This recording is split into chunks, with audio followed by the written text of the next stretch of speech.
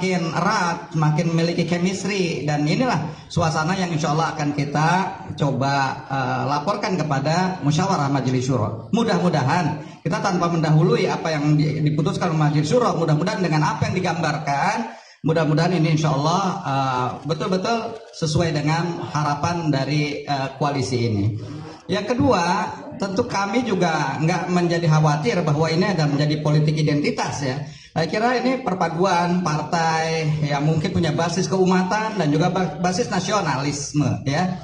Basis nasionalis. Oleh karena itu, saya sepakat dengan apa yang diungkapkan oleh Ketua Umum Partai Nasdem bahwa justru dengan koalisi ini kita harapkan nggak ada lagi tadi keterbelahan, keterpecahan di tengah masyarakat, cebong kampret, selesai sudah.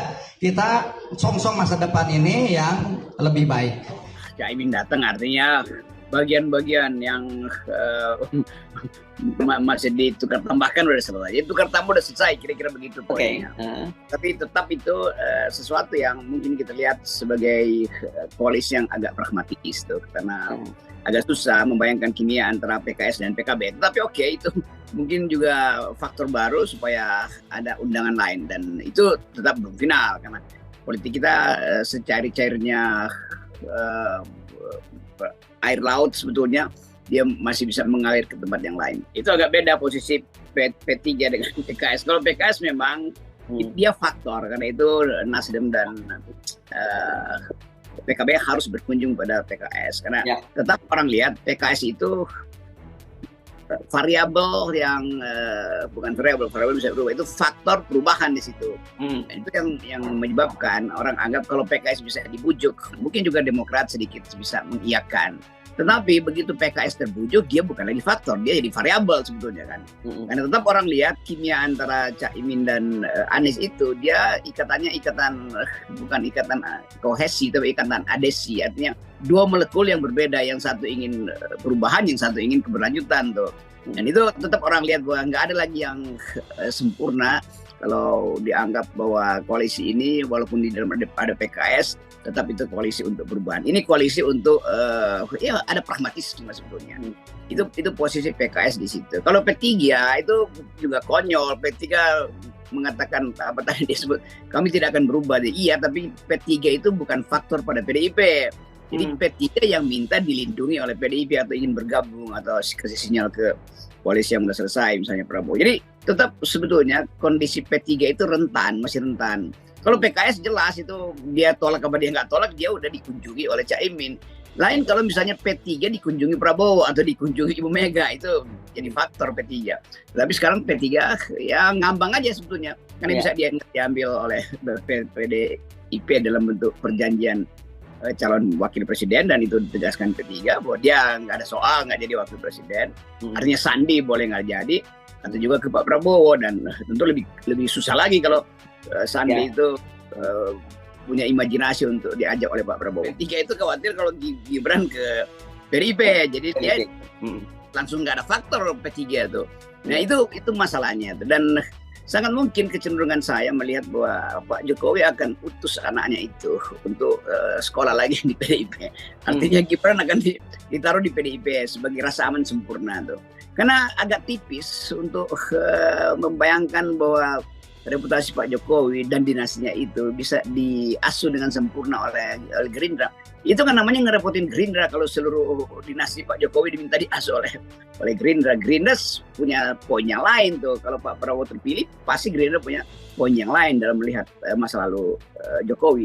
Kalau di PDIP lebih nyaman karena Pak Jokowi akan dianggap sebagai pulang rumah dan diasuh di situ karena dia memang kader. Kan nggak mungkin PDIP menghukum Pak Jokowi, itu artinya PDIP menghukum dirinya sendiri. Tapi Gerindra tidak sepenuhnya tidak akan menghukum Pak Jokowi. Psikologi politik itu yang mesti dibaca dengan cermat. Orang menganggap bahwa ini yang namanya koalisi itu mesti dari awal nggak boleh berubah. Namanya koalisi itu. Jadi kalau sekarang koalisi berubah-ubah, memang akhirnya mungkin 2 jam sebelum pendaftaran juga bisa berubah. Bahkan ketika belum ada koalisi-koalisi, Pak Mahfud itu dijanjikan dengan sempurna oleh Pak Jokowi untuk jadi wakil presiden, 2 jam sebelumnya berubah kok. Lagi soal-soal yang bersifat koalisi yang sangat cair. Dan jadi proses pemilu itu betul, rakyat cuma jadi stempel di atas amplop yang udah ada isinya gitu, gampangnya kan tinggal dikirim ke kotak suara sebetulnya. Jadi udah ada apapun yang kita bayangkan itu, saya justru membayangkan bahwa pemilu ini akan dibatalkan oleh keresahan sosial, oleh keresahan politik misalnya, termasuk oleh problem-problem krisis agraria, konflik agraria yang makin muncul. Dalam 1 bulan ini kalau Rempang itu nggak selesai, itu akan jadi problem internasional juga itu, karena masyarakat internasional menilai Indonesia itu betul-betul timpang di dalam distribusi keadilan, khususnya bagi masyarakat adat. Jadi kelihatannya akan ada eskalasi itu. Apalagi kita mulai melihat bahwa Rempang itu akan dijadikan industri besar, industri kaca raksasa. Artinya seluruh dunia akan pergi ke Rempang itu untuk membeli hasil produksi Indonesia yang investornya adalah asing misalnya. Dan itu akan ada pertimbangan ekologi lagi. Bayangkan 1 pulau itu akan jadi tempat untuk memproduksi bahan yang pada akhirnya akan menguras energi itu. Orang akan bertanya dari mana sumber energi di situ. Apakah akan ada pembangkit listrik baru yang akhirnya juga merusak lingkungan karena harus memproses pabrik raksasa di situ. Itu banyak hal. Jadi kelihatannya Indonesia ada di dalam keadaan yang tidak mungkin dia bisa mengatur dirinya sendiri itu. Dan itu berarti proses-proses pemilu juga akan terganggu. Kita melihat dari kacamata yang agak sensitif bahwa isu Rempang ini bisa berkembang menjadi isu sosial yang bahkan meluas ke regional. Tapi pertimbangan awal mereka bisa kendalikan, kalau sekarang susah dikendalikan. Jadi kalau terjadi pembatalan pemilu, itu yang pertama kali akan berontak itu adalah caleg-caleg ini. Dan semua partai akan merasa bahwa kurang ajar dong, itu udah investasi tapi pemilu dibatalkan. Jadi konsekuensi besar ini yang di ujung kalkulasi kita akan justru bukan sekedar membatalkan pemilu, tapi mempercepat perubahan presiden di luar sistem pemilu. Jadi itu intinya tuh. Dan kita bisa lihat bagaimana partai-partai besar mulai mempersiapkan strategi untuk kalau terjadi keadaan yang tegang, jadi dia mesti proses di MPR presiden dengan fasilitas impeachment atau mosi tidak percaya atau apapun yang bisa mempercepat Pak Jokowi itu lengsernya itu tidak smooth akhirnya tuh. Karena ini gejala-gejala di mana misalnya orang lihat gimana Ketua Mahkamah Konstitusi kasih sinyal bahwa Gibran pasti jadi wakil presiden. Kan itu bikin semua pakar hukum itu marah tuh. Dan orang Indonesia kadang-kadang dia menyimpan amarahnya untuk menunggu momentum. Saya kira itu keterangan Pak Mahfud seolah-olah dia mau bilang ya percepat aja supaya ada kepastian. Justru keterangan Pak Mahfud menunjukkan ketidakpastian sangat tinggi sehingga harus dipercepat tuh. Ya. Kan Mahfud juga membaca sinyal-sinyal keresahan sosial, pembangkangan sosial tuh. Jadi intinya bukan mempercepat pemilu karena ingin cepat-cepat dapat presiden, tapi mempercepat pemilu karena potensi untuk tidak dapat presiden sangat besar. Kan itu intinya begitu sebetulnya. Dan lain kalau misalnya kita dalam keadaan normal, oke, fasilitas sudah tersedia, calon presiden udah nggak ada lagi kemungkinan koalisi berubah, maka percepat pemilu. Kan dasarnya begitu kan. Kenapa pemilu dipercepat? Karena persiapan udah selesai. Nah sekarang justru terbalik, persiapan belum selesai, pemilu dipercepat. Itu artinya akan ada keguncangan. Mereka yang merasa kenapa dipercepat, kami masih hitung-hitung koalisi di hari terakhir. Jadi soal-soal semacam ini yang saya menghitung dengan cara saksama bahwa keresahan masyarakat itu dibaca oleh Mahfud sebagai potensi untuk membatalkan pemilu. Karena itu harus dipercepat. Nah semakin dipercepat, semakin itu tidak memungkinkan pengendali kekuasaan membagi perhatiannya. Bayangkan begitu dipercepat ada keresahan, sementara di Rempang itu juga belum bisa selesai mungkin dalam 2-3 bulan ini. Jadi hotspotnya, titik apinya macam-macam kan. Jadi mesti melindungi TPS tapi sekaligus ada keresahan di Rempang. Keresahan di Rempang itu bisa membuka keresahan di Papua lagi tuh, karena ini kan satu otak psikologi yang sama kan.